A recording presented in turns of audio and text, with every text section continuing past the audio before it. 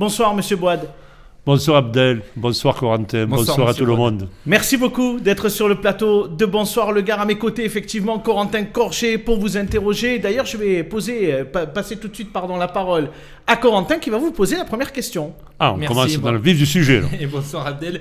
Oui, après quelques semaines d'adaptation, vous voici actif au Sénat. Ça y est, c'est bon, vous avez pris vos marques ?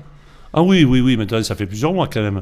Bon, ça a été un petit peu compliqué au départ parce que avec cette histoire de coronavirus, de Covid qui nous empoisonne la vie de tous les jours et pas que seulement des sénateurs, de l'ensemble de la population, mais c'est vrai que des visioconférences c'est pas toujours agréable. Moi qui suis quelqu'un qui aime le contact, ça a été un petit peu compliqué, mais maintenant c'est bien.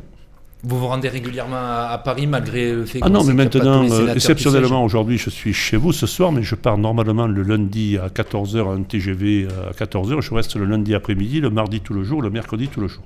Et vous rentrez le jeudi. Vous avez intégré également la commission nationale chargée de l'examen des respects des obligations de réalisation des logements sociaux. C'est un sujet que vous connaissez bien puisque vous dirigez jusque-là Habitat du Gard. Qu'est-ce que vous pouvez nous dire et quelle est votre position sur ce sujet ? Premièrement, ça m'a fait plaisir parce que effectivement, c'est un sujet que je connais bien, du moins je le pense. Et je crois qu'on a des choses à faire sur cette loi. J'ai rencontré, là, parce que j'avais dit que je ferais le tour de toutes les collectivités territoriales après avoir été élu sénateur. Je continue, je le fais effectivement. Il y a des maires qui sont confrontés à cette problématique de villes carencées. On ne peut pas demander à des élus, parfois nouvellement élus, de compenser un handicap qui traîne depuis plusieurs dizaines d'années. Quand on met des pénalités à ces collectivités territoriales très importantes, on les prive aussi d'une volonté de pouvoir intervenir sur le territoire et construire du logement social. Je crois que le logement social, il faut le voir d'une manière beaucoup plus globale. Le logement social, c'est une image qu'il faut qu'on arrive ensemble à faire changer dans les mentalités de tout le monde et pas seulement dans celles des élus. C'est du logement pour tous.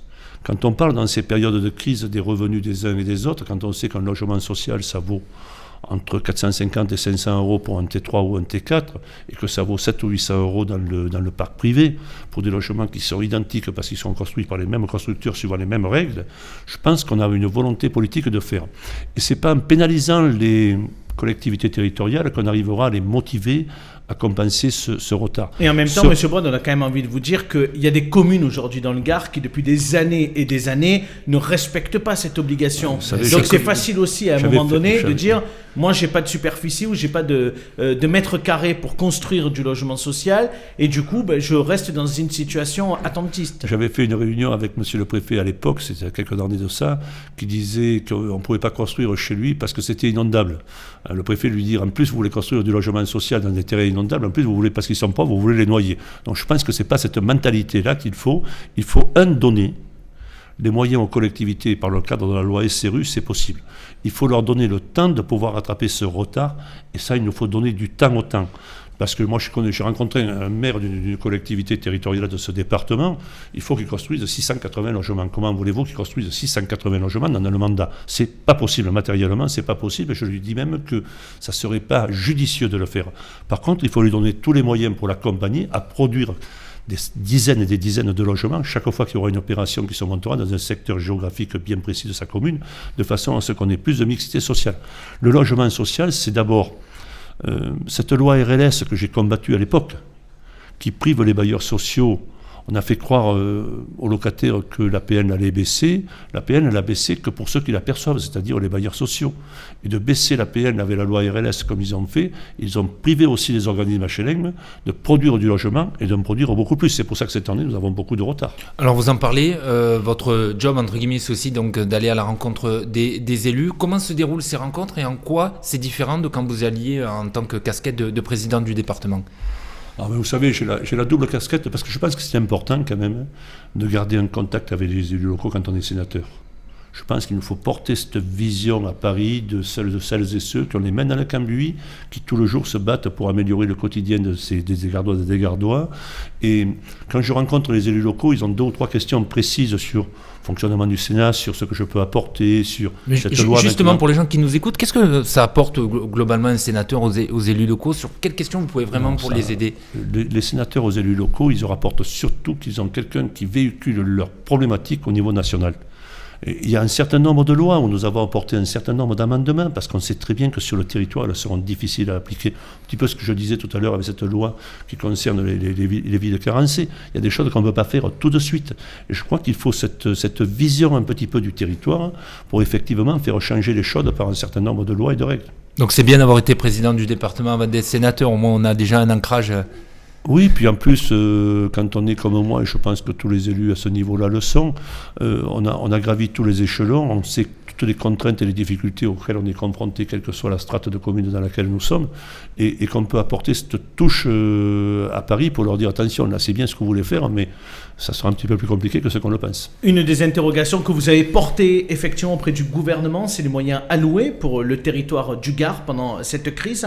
Et c'était d'ailleurs l'occasion de parler de cette fameuse 2x2 voies entre Nîmes et Alès, du contournement ouest également, et aussi de la rocade nord. C'est un peu compliqué tous ces sujets. On a l'impression que ça fait des années et l'État n'entend pas. Est-ce que vous pensez que cette fois-ci, en tant que sénateur, vous allez être davantage entendu? Écoutez, je posais une question, le ministre a été relativement clair là-dessus. Je pense que de ce côté-là, il n'y a pas de souci particulier.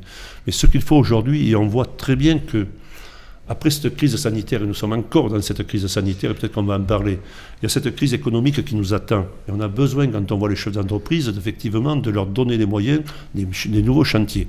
Et aujourd'hui, dans le plan de relance que propose l'État, c'est une bonne chose de présenter un plan de relance avec un certain nombre de mesures et de critères qui sont prédéfinis. Mais je crois qu'aujourd'hui, on ne peut plus attendre. C'est le contrat de plan État-région qui date de 2015. Nous sommes en 2021, on n'a toujours pas donné le premier coup de pioche sur cette déviation ouest. On parle d'en concéder une partie à SF, la partie de tronçon où on pourrait mettre une autoroute qui serait payante sur une partie de cette déviation ouest. On en est toujours au stade de départ. On parle d'une enquête publique, elle n'a toujours pas démarré à ce jour. Et ce, depuis 2015. Je veux bien entendre parler de temporalité, mais temporalité, au bout d'un moment, ça va.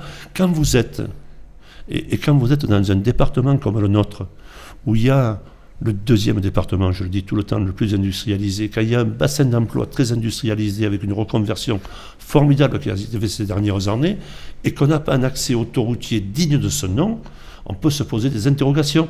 C'est pour ça que je dis, et que j'ai posé cette question, si la déviation ouest pose autant de problèmes, mettons-nous autour de la table et faisons la déviation nord. Et là, j'ai eu une réponse du ministre qui a essayé de me rassurer sur la déviation ouest, et encore que nous allons voir, notamment sur le barreau, mais par contre qui m'a dit qu'il était prêt à discuter effectivement de la déviation nord et voir effectivement si on ne pouvait pas avoir des crédits européens pour cette déviation nord, parce que c'était le ministre des Affaires européennes qui me répondait. Un mot sur la crise sanitaire, les vaccins. Est-ce que vous êtes en phase avec la stratégie vaccinale adoptée par le gouvernement? Le sujet est ô combien délicat. Vous allez vous faire vacciner, M. Boine? Oui. Sur la volonté politique, oui, parce que je suis pour le vaccin. C'est la seule occasion que nous avons de nous en sortir convenablement. Sur la volonté politique du ministre Olivier Véran, de dire je vais vacciner en priorité les gens des EHPAD, je ne vais pas vacciner en priorité les gens qui travaillent dans hôpitaux et maisons de retraite, personnel de santé, etc. Moi, je dis bravo. C'est là où il y avait le plus de mortalité dans les maisons de retraite, quand même. Il faut ne pas l'oublier que c'était dans les EHPAD où on avait les cas les plus graves et les plus lourds. Donc, que cette volonté soit de faire critère par critère, je suis d'accord avec ça. Après, je pense qu'on a beaucoup communiqué, et avec une volonté politique de dire on va vacciner tout le monde et tout de suite. Je veux bien. Faut-il encore avoir les vaccins? Et on voit qu'on est devant une pénurie de vaccins, que les usines n'arrivent pas à en produire, et on peut se poser la question aussi de ne pas avoir un vaccin français, d'avoir oublié complètement ces 30 dernières années, tout gouvernement confondu, tout ce qui était la recherche fondamentale, et d'en arriver à un point où nous sommes dépendants de l'étranger pour avoir des vaccins. Pour vous, ce n'est pas une erreur du gouvernement, ou en tout cas de l'État, de se retrouver en France avec une pénurie ou pas assez de vaccins quand on voit que des pays européens ont déjà vacciné plusieurs millions de personnes? De qui vous parlez? On peut parler de l'Angleterre. Hein? De l'Angleterre, on peut parler de l'Allemagne. L'Allemagne, mais qui sont à peu près comme nous quand même. Ils ont plus vaccinés que nous. Ils sont plus vaccinés que nous, c'est vrai.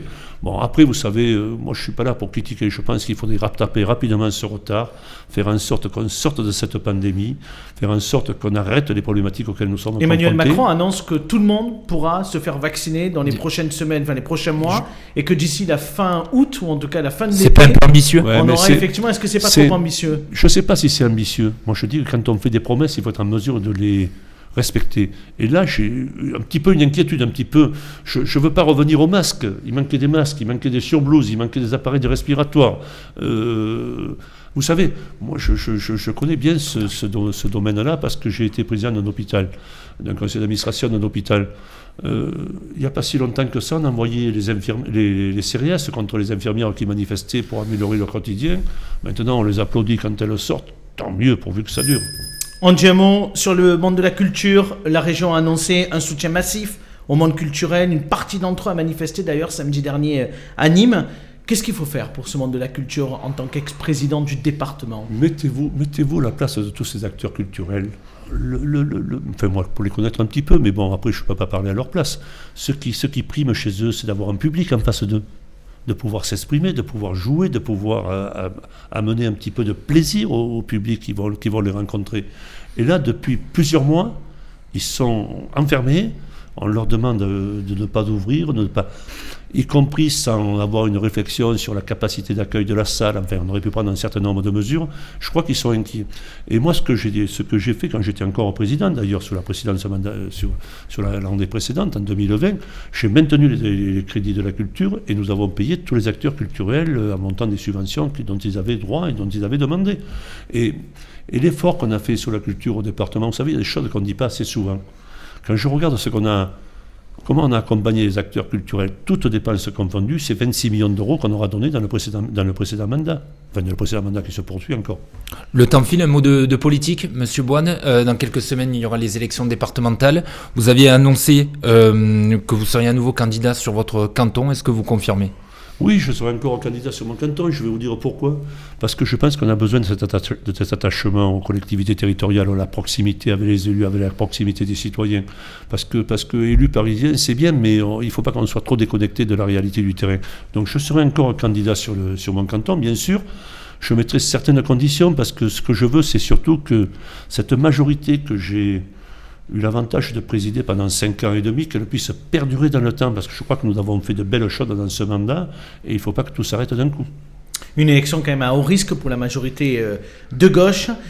Qui doit, selon vous, impulser la dynamique dans vos rangs pour mener campagne ? Mais la première d'entre nous à impulser une dynamique dans nos rangs, c'est Françoise Laurent-Périgot, qui est la présidente de ce département, qui revient d'avoir le leadership sur effectivement la composition des binômes, comment on s'organise avec les différents groupes de la majorité. Vous allez l'accompagner dans cette tâche ? Mais je suis volontaire, moi, pour tous les dossiers qu'on me demandera de faire au quotidien. Elle vous a téléphoné pour vous demander votre non, aide ? Je m'en suis entretenu avec elle plusieurs fois déjà, il n'y a pas de problème de ce côté-là avec Françoise. Et je pense qu'aujourd'hui, si on veut regarder tout ce qu'on a fait pendant 5 ans, et ce qu'on va faire encore pendant l'année qui nous reste, ou les 6 mois qui nous restent, on a fait de belles choses dans ce département. Je ne parle pas des collèges, je ne parle pas de nouveaux bâtiments administratifs, je ne parle pas des routes, je parle de tout ce que nous avons fait, y compris dans le domaine du social. Y compris dans le domaine du social, nous n'avons pas à avoir honte de ce qu'on a fait, et il nous faut faire perdurer cette politique. Maintenant, pour faire perdurer cette politique, il ne faut pas non plus que l'ensemble des composants de cette majorité et les dents trop longues. Il faudra que nous soyons, et les uns et les autres, capables de comprendre que pour être candidat et pour avoir une chance d'être élu au second tour, il faut faire 12,5% des inscrits, avec un taux de participation dont on peut estimer qu'il sera malheureusement relativement bas. Ça veut dire que c'est très compliqué. Et dans un département comme le nôtre, et avec un adversaire déclaré pour moi, le Front National, c'est ce sont des gens, des idées que je combats au quotidien. Et en plus, j'en suis fier de ça. Je crois que ce que nous avons besoin, c'est d'avoir ensemble, dès le premier tour, des gens qui arrivent de chez Europe Écologie Les Verts, qui ont une tendance écolo, des gens qui sont communistes, qui ont une tendance communiste, des gens qui sont socialistes.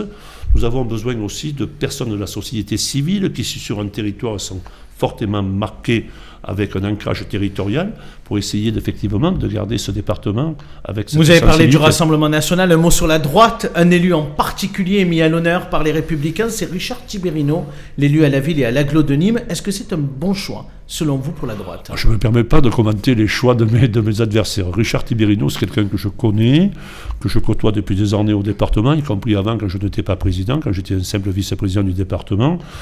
Il a la stature pour être un président potentiel ? d'un département comme le Gard? Pourquoi pas? Moi, je ferai tout pour pas qu'il le soit, mais pourquoi pas?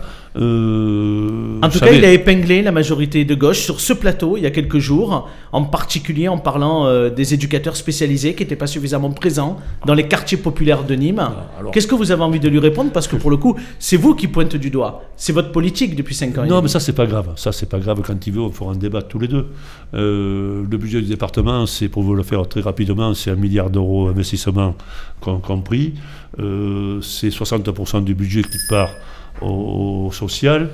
Mais est-ce que fondamentalement, il a raison de dire qu'il n'y a pas suffisamment d'éducateurs spécialisés dans les quartiers? C'est quelqu'un qui, avec sa majorité, m'a toujours reproché de faire trop de social, etc., qui a toujours eu un esprit parfois critique sur les budgets, sur l'orientation budgétaire, mais qui nous a permis de les faire passer parce qu'il faisait partie de ceux qui se sont abstenus quand même chaque fois à la vote du budget. Après, vous savez, c'est pas compliqué. Hein. S'il veut mettre plus d'éducateurs, et peut-être c'est une bonne idée, c'est peut-être une bonne idée. Faudra-t-il qu'il me dise, qu'il explique aux Gardoises et aux Gardois comment on ne peut pas augmenter les impôts, comment il fait pour réduire les budgets des uns et des autres. Il ne faut pas voir simplement dans ces quartiers une problématique liée aux éducateurs spécialisés. Je vais vous dire pourquoi, parce que je pense que ça fait partie d'un global. Nous avons besoin, j'ai écouté l'autre jour Emile Couvreur, qui a développé un certain nombre d'idées que je partage. Je pense qu'il faut qu'on revoie notre politique de fond en comble dans ces quartiers. Qui fait quoi et comment? Qu'est-ce qu'on apporte? Il faut effectivement de la répression. Il faut une police de proximité. Je ne me rappelle pas qui c'est qui a enlevé la police de proximité du milieu des quartiers. Ça, il faut un côté sécuritaire, parce que ce qu'on voit à Nîmes depuis quelques mois, c'est quand même dramatique. Il faut derrière ça, effectivement, des actions d'éducation et de prévention. Mais pour cela, il faut qu'elles soient coordonnées avec l'ensemble des dispositifs. Je rappelle quand même qu'en politique de la ville, on apporte dans ces quartiers beaucoup d'argent. Et je pense que c'est une belle chose que nous faisons là aussi. Merci beaucoup, M. Boad, d'avoir répondu à l'ensemble de nos questions.